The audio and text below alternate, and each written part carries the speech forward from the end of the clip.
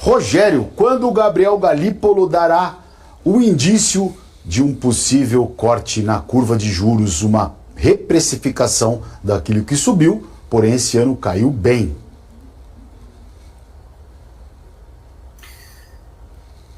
Olha só, essa é uma questão que a gente tem tentado, de alguma forma, chegar aí minimamente a uma expectativa, né? Um desafio muito grande, porque eu acho que, por um lado, a gente tem aí um Banco Central que, desde a última reunião, deixou para si mesmo um certo grau de liberdade a partir da reunião de março, quando a gente já tem contratado aí mais um aumento de 1 ponto percentual na taxa básica de juros. A grande questão hoje, a meu ver, que a gente partilha muito disso aqui na GWM Investments, é a questão da desancoragem das expectativas que a gente tem percebido, né? Ontem nós tivemos o IBCBR de dezembro com uma queda no mês de 0,7%, mas ainda com um acumulado em 2024 de 3,8%. O PIB oficial vai ser divulgado só em 7 de março. Essa é uma proxy dentro do modelo do Banco Central de projeções, né? Um pouco aí fora das expectativas do mercado, um pouco acima, que projeta aí um crescimento de PIB de 3,5%, mas a economia ela já começa a dar aí sinais de desaquecimento em alguns setores, um desaquecimento ainda não muito dissipado, o que de fato talvez deu uma sinalização um pouco mais positiva para o Banco Central pensar na possibilidade, primeiro, em talvez não aumentar tanto os juros. A gente espera que a Selic chegue ali próximo de 15,25% no final de 2025, né? E a gente partilha ali com um cenário de focos de 12,5% para a Selic em 2026. Mas acho que até lá a gente tem um caminho bastante árduo aí para acontecer. Ontem, o Haddad, na conferência aí do FMI, ali na região do Oriente Médio, meio que trouxe uma temática de quase uma tentativa de normalização para o mercado de uma inflação levemente acima aí do teto da meta, né? O Brasil está com uma inflação sob controle, da ordem de 4%, 5%, na visão do ministro Fernando Haddad, e isso naturalmente joga, né, isso realinha muito das expectativas, claro, se vem do governo, em relação à questão da inflação. E claramente a gente tem uma meta de inflação aqui no Brasil, determinada inclusive pelo Conselho Monetário Nacional. Quem é o Conselho Monetário Nacional?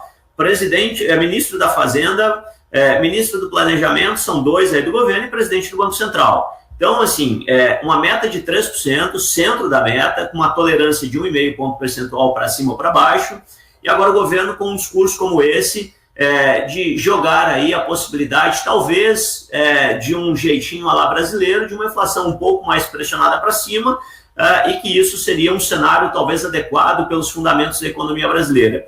Isso joga um desafio muito grande para o Banco Central à frente, que é toda a desancoragem das expectativas de inflação, né?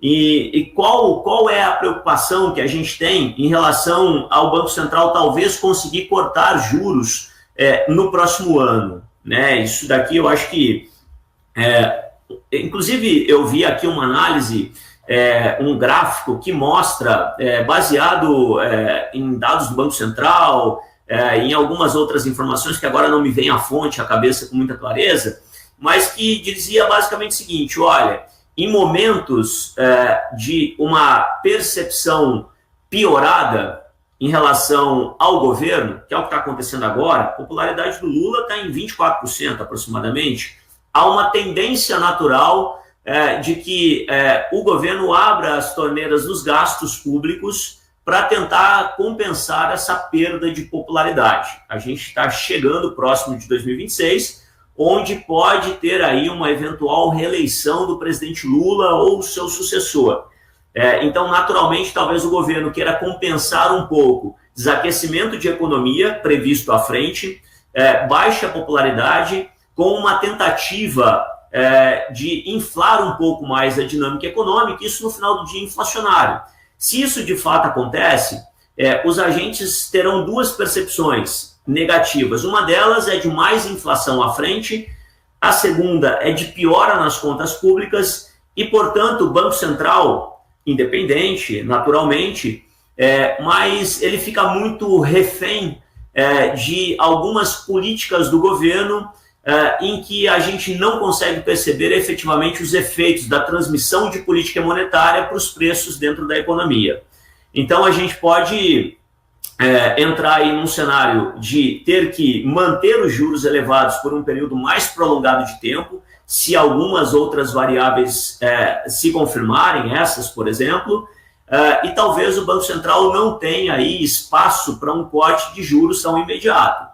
Ainda assim, particularmente, por enquanto, a gente não tem por cenário base qualquer descontrole adicional ao que a gente já precificou pelo mercado nas contas públicas. Então, eu acho que, nesse caso, o Banco Central tem um desafio muito grande de conter o avanço de preços na economia, tentar minimamente fazer com que a economia trabalhe dentro do seu PIB potencial e a pleno emprego, que é o tripé ali da política monetária. Mas eu acho que tem um fator preponderante, talvez não dê muito espaço para o Banco Central agir no sentido do corte de juros a tão curtíssimo prazo, que é a desancoragem das expectativas. A gente tem percebido o boletim Focus, a 5,60 IPCA para esse ano, 4,35, se não estiver enganado, para 2026.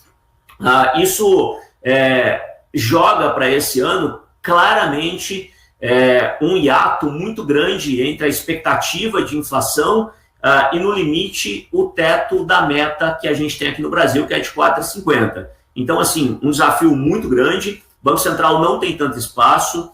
Acredito que vai acompanhar aí gradualmente todos os desdobramentos, não só da economia doméstica, política, sobretudo, mas também o balanço de riscos global, que a gente tem aí muitos desafios pela frente, para que o Banco Central tome aí de forma muito cuidadosa uma decisão em relação a isso. Ponto positivo em relação ao que eu tenho percebido nessa nova gestão do Banco Central é um cuidado na interlocução com o mercado, ponderamento por parte do Gabriel Galípolo em relação às suas falas, em relação ao mercado, o diagnóstico das causas inflacionárias aqui no Brasil e o cuidado com relação ao direcional que se apresenta ao mercado em relação aos próximos passos da autoridade monetária.